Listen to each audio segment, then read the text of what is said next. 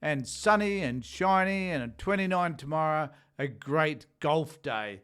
So looking forward to that, and looking forward to having a conversation with you right now again about the No campaign, because what I've come to realise is that there is, oh God, I'm not the first person to realise this. I don't even know why I said that, because it's not like a new realisation to me, but the No campaign is full of shit, that they're promoting what is definitely the most obnoxious, divisive campaign one can ever imagine.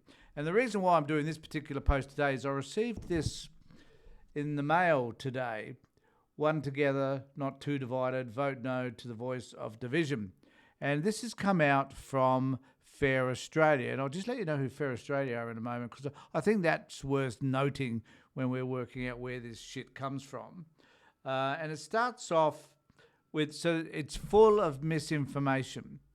And the question is, why are they permitted to provide political propaganda such as this, when during an election for individuals, a parliamentary election, this stuff would just simply not be allowed? The AEC wouldn't allow it. But here we have it, because this isn't a political election. This is a non-political, apolitical event known as a referendum, which actually in itself has turned out to be quite political. And so this is some of the things that this particular brochure says.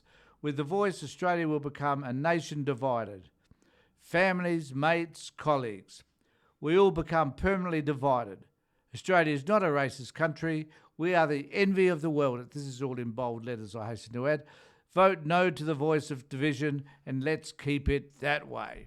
Now, the only people that have been dividing this country are the people on the no side, those right-wingers who, for whatever reason, think that they have the answers to absolutely everything, but really they have solutions for nothing. But they are the ones that are advocating for this particular no vote. And the notion, and so they're sowing this seed that we're going to be divided. Now, I would argue that just sowing that seed, just talking about it in itself, is a divisive approach. And if anybody had the courage, the intestinal fortitude, the wisdom to watch Noel Pearson's response on the National Press Club the other day, you get the impression that from the left, from those people that are, and they're not all left-wingers, I must confess, but from those people that are promoting the Yes campaign, the idea is quite simple. And it's not about dividing the country, and it's not about having a go at anybody. But people like me will, because I think sometimes when you sit on the left, as I do, and I see myself as a progressive, but when you do, you kind of got to have a shot at those people that are disingenuous and that have motives which are not necessarily in accordance with principles and values and ethics. So they go on to say, it is fair to change the national. Is it fair to change the national rule book? Well, we've had many attempts to change the national rule book, and we've done it on a few occasions, and a couple of those occasions have been about Indigenous people themselves. So it's worth noting that, yes, we do need to change as society progresses, as we become more aware. And I hasten to say it, as we wake up or become more woke, we'll be able to realise that certain things in our society definitely need to be changed, and through the Constitution if necessary, and that's the way we need to do it. Well, this is one of those ways. And they go on to changing the Constitution is a big deal. Yes, it is. No one's going to deny that. Oh my God, they said something that was appropriate. Once the rule book of the country is changed, it is changed forever. The divisive voice will change our parliamentary democracy forever in ways we don't even know yet. Now, if you don't know how things are going to change, how do you know if they're going to change at all? Beyond me. But clearly, these people have a crystal ball that's not very crystal. And in fact, I think I could argue that their crystal ball is rather murky, because they don't know. So they're sowing doubt in people's minds. This is the idea here. Let's sow as much doubt as we can about changing the Constitution, which changes it forever. Agreed, but let's just sow that additional doubt so that people will wonder as to whether they're doing the right thing if they have that little bit, that element of doubt in their minds. The divisive voice will change the parliamentary democracy forever, ways we even don't know yet. It will have special access to ministers in the public service forever. And I just don't see how that's a negative. But clearly they do, because for some reason you can't have access. Like if you're a corporation, oh my God, let me think. What corporation could have access to ministers? Let's say Qantas had access to ministers. Let's say Pricewaterhouse has access to ministers. Let's say defence contractors have access. Oh my God, all these people have access to ministers. Isn't it terrible? It's absolutely woeful. But however, we can't allow Aboriginal people, First Nations people, to have access to ministers. That would be just too terrible to even conceive. How much will compensation cost? So this is the assertion that for some reason compensation is on the table. That's not even mentioned in this proposal. But however, this is an interesting. So they're suggesting that reparation and compensation are likely to take place. And they say reparations and compensation for historical wrongs are on the agenda for the activists pushing the voice. And even though to some extent that may be the case, right, it doesn't mean that the voice necessarily will mean that any reparations or compensation will be given. The voice is simply an advisory body, and it doesn't mean that whatever it advises necessarily is going to be taken up by the government. Quite simple. They've said so loudly, openly and clearly. The question for all Australians is simple: how much will the voice cost you? Well, in a moment, I've got an article here which is from, is this the one? Yeah, this is the one by Van Batten. I'll read that to you in a second, which actually covers that issue. Will Australia Day be abolished? Well, who knows? Who cares? I think that if Australia Day gets changed, so be it. Well, let's just have another day that's for Indigenous people. I'm quite happy with that as well. Activists behind the voice have said it clearly. They say it clearly. Oh, God. In fact, they insist they want to abolish Australia Day altogether. We know it's on their agenda. They have openly said it. And yes, there have been some activists who have said that, but that's another issue, and that's a matter for debate within Parliament as to whether that date gets changed anyway. So what they're doing here is trying to sow this notion of doubt and divisiveness. Yet, that is their sole criticism of what's happening in regard to this debate. And when you look at the yes side of this debate, you notice that there's none of that. There's none of that. And, in fact, I wish more politicians would observe the way the Yes campaign are promoting their arguments primarily, because that's the way political debates should be taken. It should be with care, consideration, open discussion. Let's find out what other people are thinking, and let's have a discussion that's about listening to that person's ideas. We don't necessarily have to agree with them. Let's find out why they think what they think, and let's, if possible, suggest other suggestions and other things that they could be thinking that may be more effective. And if they choose not to change their minds, so be it. Let's not make any effort to try and change their minds if they're just not going to. No point. But certainly in terms of the Yes campaign, we need to help those people who are confronted by this crap and help them to understand that this is garbage. And this is the sort of thing that will destroy this country. And not just now, but this is the sort of thing, this sort of, Americanized type propaganda is the stuff that's going to destroy this country in the end, not just about this referendum, but about politics in general in years to come. So what I wanted to have a look at also here was where I was curious about Fair Australia, who are the people that put their name on this. You might see it down the bottom there. So Fair Australia have put their name on this, and I'm wondering, who the fuck are they? Well, I had a look, and there's a conversation in the conversation about this, and I'll just bring it up. What are Advance and Fair Australia, and why are they spearheading the No campaign on The Voice? Well, let's find out who they are. Never quite lived up to its billing as the right wing. So they would set themselves up clearly as the right wing get up to promote right wing policies. Now, it's interesting that with the No campaign, that there's a bunch, if you go to a Fair Australia website, there's a bunch of Indigenous people there. which is fair enough, and not criticising them for that. But I do wonder about the reasons why they've placed a lot of Indigenous people, every one of them, in fact, is Indigenous. Why have they placed them up there and not people of other persuasions, other colours, races, whatever? Because they want us to believe that it is Indigenous people who are wanting the no vote.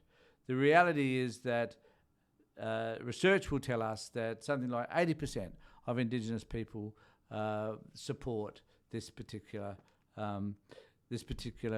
referendum. And the reason why they do that is that because they spent nearly a decade at Uluru talking about this, discussing it, and decided that this was the proposal that they wanted, not that the government wanted necessarily, or any other politician. This is what Indigenous people wanted.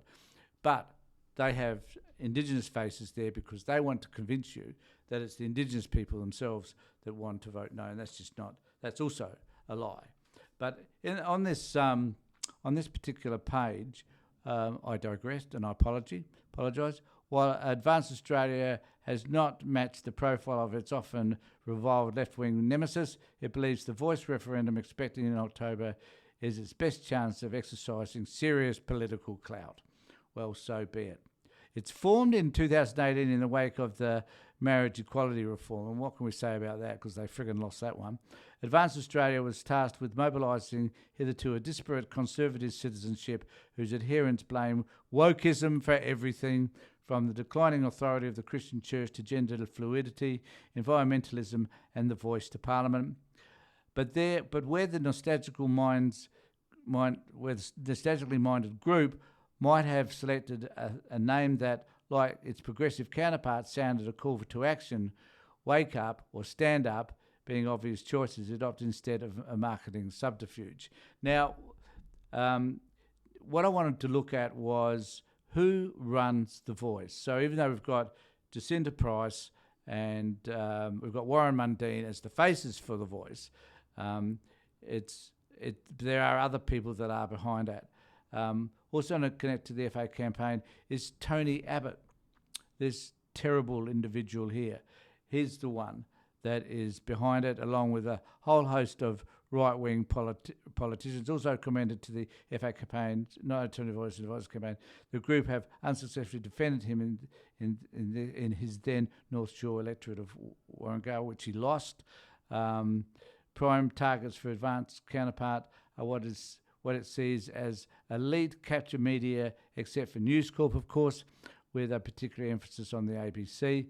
Thankfully, not every journalist in this country is a woke green muppet. One heading on the website reads, introducing a piece written by Australian Greg Sheridan, which one would expect. So the point I'm making is that on the campaign, this campaign is sponsored by the right wing. And even though they've got the face of Price and Warren Mundine in there, it is not them. It is the right wing. These people have been sold a puppy, and they're falling for it left, right, and centre. So one of the other things I did want to have a look at is an interesting article by Van Badham in the Guardian today, and she starts off this rather interestingly, I think, and I just wanted to put this up here. The Indigenous Voice for Parliament proposed is not a secret UN plot to steal Australian land. It's not a proposal for a third chamber of Parliament. It's also not a conspiracy to stop dairy farming, impose backdoor communism, force people to listen to rap music, or start a new religion, though I have been told all these things on social media this past fortnight. Welcome to Disinformation Australia. You're standing in it, and you're standing in this shit. And the Indigenous Voice to Parliament is a proposal for an independent advisory body representing Aboriginal and Torres Strait Islander Australians to be established in our Constitution. The point of a constitutional change is that a vote of the people puts it beyond the machinations of political parties who spent 50 years creating Indigenous representative bodies only to smash them when governments change. An independent body with no power of veto. It's empowered only to make, and this is the point, it's empowered to make only representation to the Parliament. So, and I think they're the important thing. Like I've said, my wife actually today was commenting on a podcast that she had heard, whereby some English people were talking about this, and one of the people in the podcast had been to Australia, and that particular person was talking about the referendum and said, actually, folks, it's a no-brainer.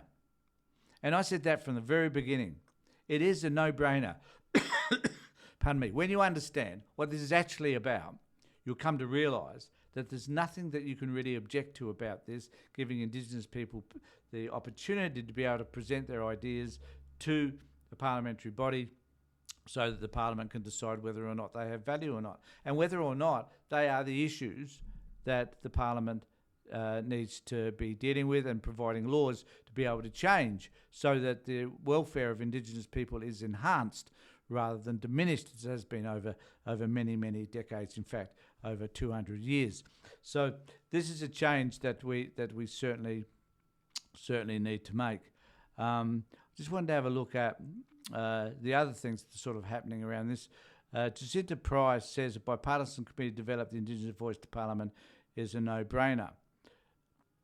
Right, and you know, you kind of got to wonder. Sometimes I wonder which side Price actually sits on.